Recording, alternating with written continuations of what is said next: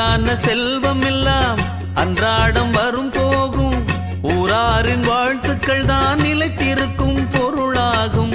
உன்னால முடிந்தவரை பிறருக்காக உழைத்திடு.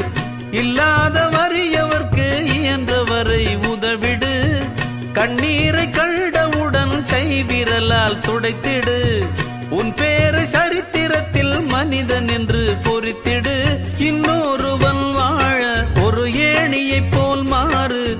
உள்ளம் உள்ள உன்னை இங்கு வெல்லுறவன் யாரு?